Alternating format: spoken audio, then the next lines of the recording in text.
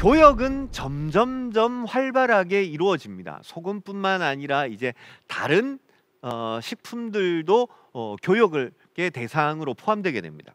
그리고 교역을 통해서 인류는 활발하게 다른 지역으로 진출을 하게 되죠. 그 진출을 하는 과정에서 소금 다음으로 등장하는 아주 중요한 식재료가 하나 있습니다. 바로 향신료입니다. 자, 보시는 그림은 중세의 베네치아에서 향신료를 거래하는 장면입니다. 근데 이 향신료는 주로 동방과 아랍에서 들어왔고 독점적으로 유럽에 공급했던 도시가 바로 베네치아였습니다. 베네치아는 향신료 무역으로 엄청난 돈을 벌었습니다. 그래서 그림에서 보시면 오른쪽에 향신료를 파는 사람들은 아랍인들처럼 생겼고 왼쪽에 이제 향신료를 구입하는 사람들은 베네치아의 상인들입니다. 이렇게 향신료는 베네치아 상인과 아랍 상인들이 독점적으로 판매하고 공급했었는데요. 그러다 보니까 이 향신료의 가격은 아주 천정부지로 솟아오릅니다. 예전에는 후추의 가격이 금값이었다라는 얘기를 여러분 간혹 들어보셨을 겁니다. 실제로 후추의 가격은 금가루의 가격과 같았습니다. 그리고 금의 무게를 잴 때는 같은 양의 후추를 사용하기도 했습니다. 그래서 후추는 금 못지않게 화폐로도 통용되었습니다. 그만큼 후추는 중요한 식재료였던 겁니다.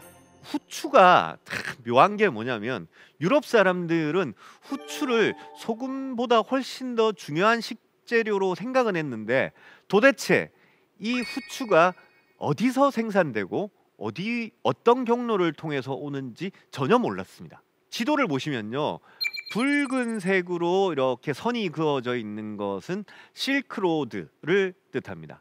그 라인 밑에 보면 초록색으로 그어져 있는 선들이 보이실 겁니다. 이 선들은 실크로드의 부차적인 무역로인데 이 무역로가 했던 역할은 뭐냐면 바로 인도에서 생산된 향신료가 실크로드와 만나는 길들입니다. 그리고 아주 독점적으로 이 길을 관리하고 이 길을 통제했던 것이 바로 아랍 상인들이었습니다. 그리고 이 아랍 상인들은 나중에 이제 조금 더 빠른 경로를 찾는데 어떤 경로를 찾느냐면 인도 남쪽 서부 해안에 있는 캘리컷이라는 도시에서 바로 배를 타고 인도양을 지나서 홍해를 거쳐서 알렉산드리아에 도착하게 됩니다. 그리고 이 알렉산드리아에 도착한 향신료는 다시 배를 갈아타고 이탈리아의 베네치아로 도착하게 됩니다. 그리고 이 과정을 전부 아랍 상인들이 통제를 하죠. 이들은 어떨 때는 후추 물량을 많이 풀고 어떨 때는 후추 물량을 아주 적게 풀면서 가격을 조절했습니다. 그리고 아랍 상인들이 통제한 모든 향신료는 바로 오늘날 이탈리아의 베네치아로 갔습니다. 베네치아 상인들은 그래서 이 아랍인들에게 공급받은 후추를 유럽 전역에 공급하는 역할을 했는데 너무너무 비싸다 보니까 유럽 각국은 이 향신료를 국가에서 전매하는 사업으로 했습니다. 그래서 민간에서는 후추는 절대로 거래될 수 없는 물품이었습니다. 그러다 보니까 유럽 사람들은 무작정 베네치아에서 후추를 공급받다 보니까 이 베네치아 상인들의 폭리에 점점점 분노를 하게 됩니다. 그런데 도대체가 모르겠다는 거죠. 어디서 이 후추는 오는 것일까? 어디서 이 다양한 향신료는 어떤 경로를 통해서 오는 것일까? 이게 너무너무 궁금했습니다. 그러면서 이제 여러 경로를 통해서 유럽 사람들은 후추가 나는 곳을 찾게 되는데 그 아주 중요한 역할을 했던 것 중에 하나가 바로 마르코 폴로가 쓴 동방견문록입니다. 이 동방견문록에서 유럽 사람들은 동방의 인도라는 나라에 가면 후추가 있겠구나, 그리고 그쪽에서 후추가 많이 생산되구나라는 것을 점점점 깨닫게 됩니다. 그리고 이제 이 인도를 찾아서 떠나야 되는데 도대체가 어떻게 갈지를 몰랐던 거죠. 하지만 이제 도전은 해봅니다. 그 도전의 첫 번째 주자로 나선 것이 바로 유럽 대륙의 서쪽 끝에 있는 작은 나라 포르투갈이었습니다. 사실 포르투갈은 유럽 대륙의 서쪽 끝 대서양과 만나는 곳에 있었고 육지로 진출하려고 하다 보니까 그쪽에는 오늘날의 스페인이라는 아주 거대한 나라가 버티고 있었기 때문에 포르투갈은 어디로 갈 수가 없습니다. 그래서 포르투갈 사람들은 결국 바다를 향할 수밖에 없다라는 결론을 내립니다. 이 포르투갈 사람들은 1400년대 초반부터 아주 차근차근 대서양을 공략합니다. 그리고 1488년에 대서양을 남쪽으로 내려가가지고 쭉 내려가면 지금 남아프리카 희망봉, 아프리카의 남쪽 땅끝까지 도착합니다. 요 남쪽 끝만 돌면 어디가 됩니까? 이제 인도로 갈 수 있죠. 그래서 포르투갈 사람들은 여기까지 이제 도착을 하게 됩니다.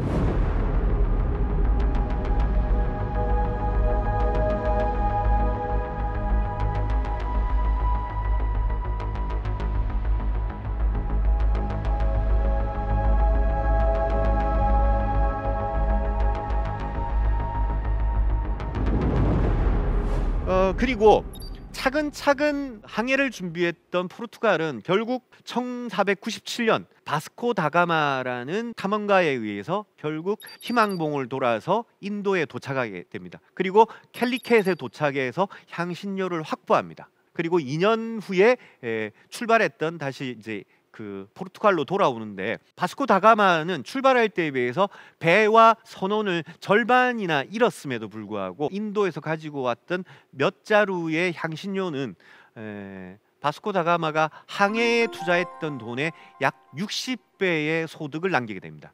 무려 6000%의 이익을 남긴 거죠. 이 사실을 알게 된 유럽은 난리가 납니다. 너도 나도 이제 바다를 향해서 인도를 가야겠다라고 준비를 하게 되죠. 이러면서 대항해 시대가 시작되는 겁니다. 저는 그 대항해가 가지고 오는 여러 가지 사건들보다도 제일 궁금한 것은 과연 중세시대 사람들은 그 긴 항해 기간 동안에 무엇을 먹었을까?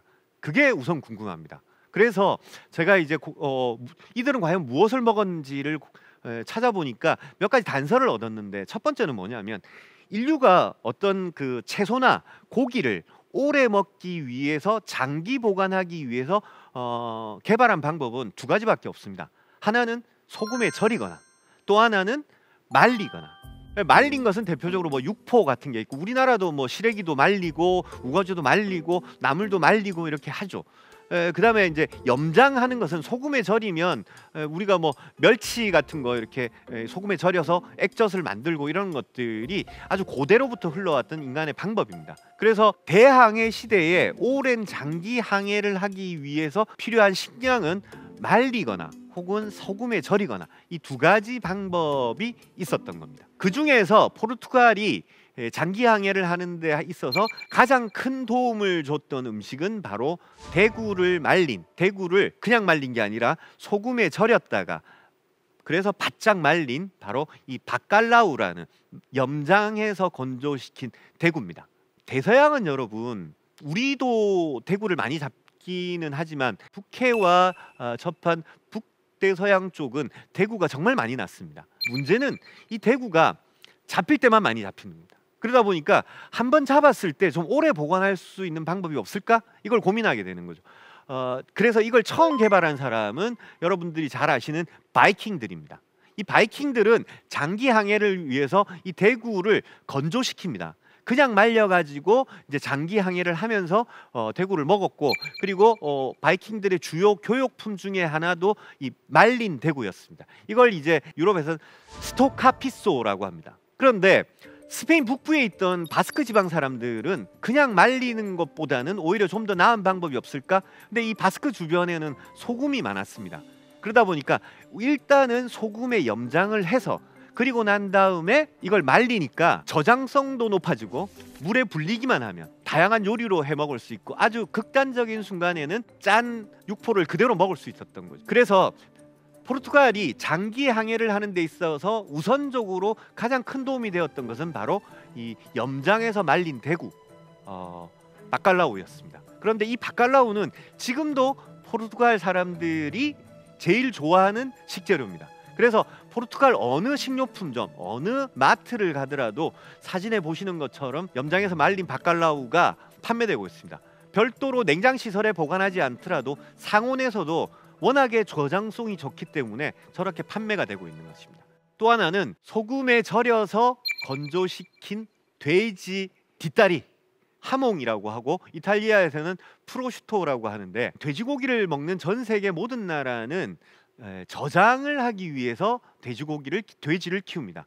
돼지는 한번 잡으면 이걸 소금에 절이거나 혹은 건조시키거나 혹은 훈제를 해서 건조시키거나 이렇게 합니다. 그래서 소금에 절여서 말려서 만든 게 대표적으로 하몽 같은 게 있고, 훈제해서 만든 것은 대표적으로 이제 베이컨 같은 게 있습니다. 그 다음에 소세지 같은 것은 소세지를 먼저 만들고 난 다음에 소세지를 그냥 말립니다. 바짝 말려두면 이 소세지도 저장성이 굉장히 길기 때문에 오래 보관할 수 있습니다. 그래서 이것을 활용해 가지고 유럽 사람들은 장기 항해를 하는데 아주 도움이 되었던 거죠. 그래서 대항해 시대에서 필요했던 것은 뭐냐면 아주 바짝 말린 빵, 벽돌같이 단단한 빵과 염장에서 말린 대구, 그리고 염장에서 말린 돼지고기, 이 두 가지가 아주 장기항해에 꼭 필요했던 식량이었습니다.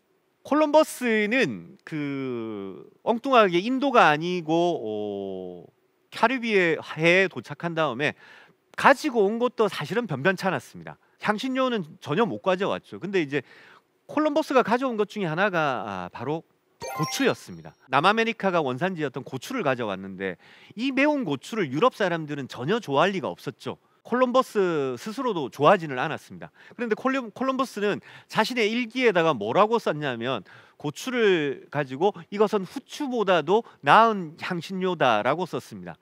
거짓말이었죠. 콜럼버스는 자신의 거짓말을 좀 더 뒷받침하기 위해서 후추가 이제 영어로는 블랙페퍼라고 하는데 이거에 빗대 가지고 고추를 레드페퍼라고 이름을 붙이게 됩니다. 그래서 콜럼버스의 이런 착각이 지금까지도 이어져 오고 있는데요. 전혀 환영을 못 받던 이 고추가 반대로 포르투갈 상인들에 의해 가지고 반대로 돌아가지고 중국을 거쳐가지고 중국에서 다시 일본, 오늘날의 규슈 지역에 도착합니다. 이게 바로 이제 포르투갈 상인들에 의해서 일본에 고추가 도착하는데, 일본인들도 고추는 그렇게 좋아하지는 않았습니다.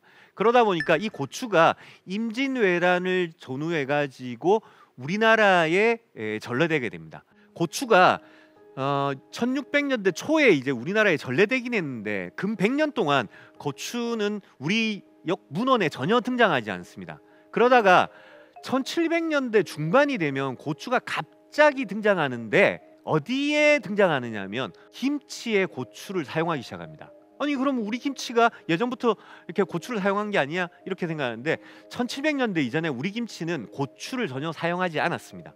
김장할 때 고추 양념을 버무리기 직전에 배추를 절인 김치 있죠, 백김치. 이게 1700년대 이전의 김치라고 보시면 되고, 고추를 사용하면서부터 오늘날과 같은 김치가 됐습니다.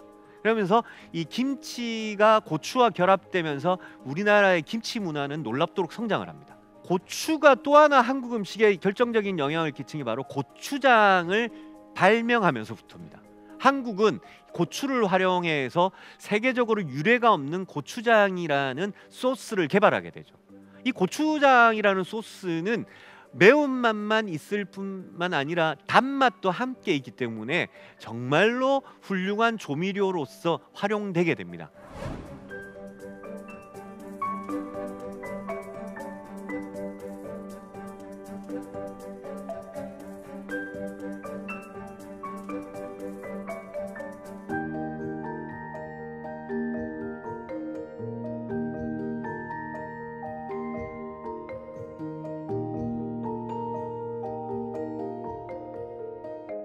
사실은 이 고추장은 영조 임금만 좋아하셨을 뿐만 아니라 오늘날 한국인의 음식을 가장 많이 바꾼 그런 조미료라고도 할 수 있죠. 그래서 저는 지난 500년 우리 한국인의 식탁을 가장 드라마틱하게 바꾼 식재료는 고추가 아닐까, 그렇게 생각을 합니다.